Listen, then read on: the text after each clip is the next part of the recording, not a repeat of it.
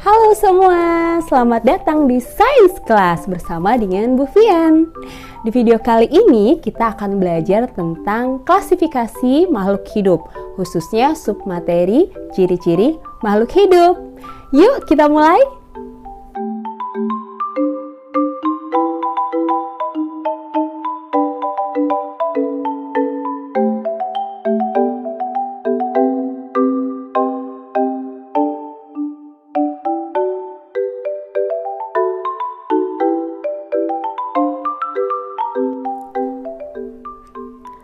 Benda hidup dan tak hidup dibedakan berdasarkan karakteristik yang dimiliki. Benda hidup atau biotik memiliki karakteristik atau ciri seperti 1. Bernafas. Bernafas atau respirasi adalah proses mengambil udara berupa oksigen serta mengeluarkan udara berupa karbon dioksida dan uap air. Berikut ini adalah percobaan sederhana untuk mengetahui manakah yang termasuk benda hidup melalui ciri bernafas. Caranya dengan menutup kedua benda menggunakan plastik transparan. Kemudian kita diamkan selama 15-20 menit. Usahakan keduanya memiliki kelembaban yang sama ya teman.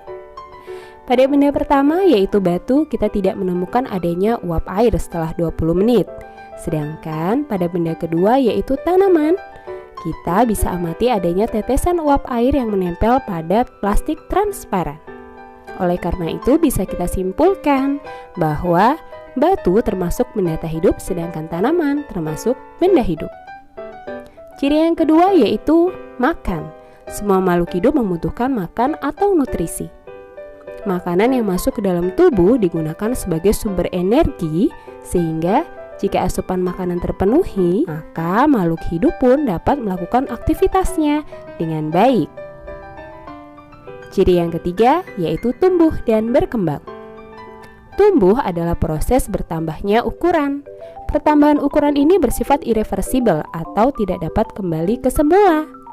Contohnya tanaman ini. Tanaman kecil akan tumbuh semakin tinggi dan besar.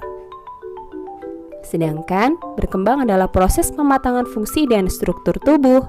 Contohnya buah yang semakin matang ini. Ciri yang keempat yaitu berkembang biak. Setiap makhluk hidup berkembang biak untuk mempertahankan jenisnya.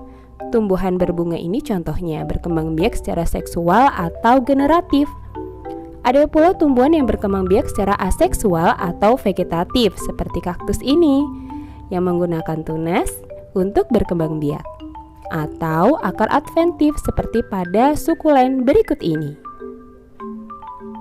Makhluk hidup lain seperti hewan bahkan bakteri sekalipun memiliki cara perkembangbiakannya sendiri agar mereka tetap memiliki keturunan dan tidak punah. Ciri yang kelima yaitu bergerak.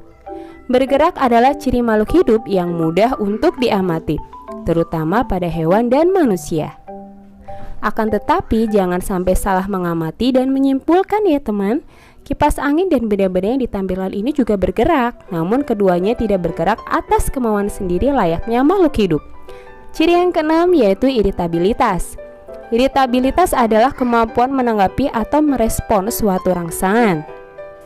Contohnya daun putri malu yang mengatup saat diberikan rangsang sentuhan, atau respon mata kita saat terkena rangsang cahaya.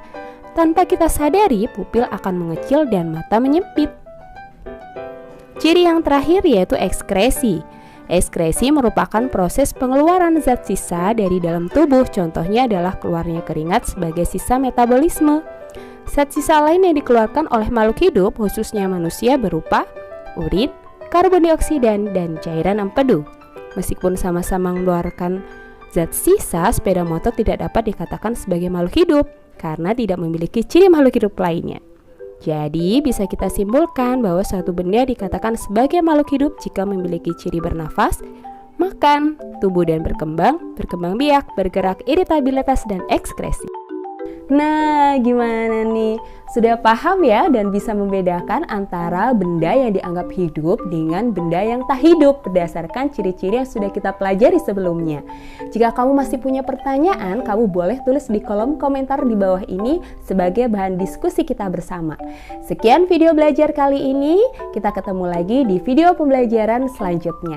See you, dadah, assalamualaikum.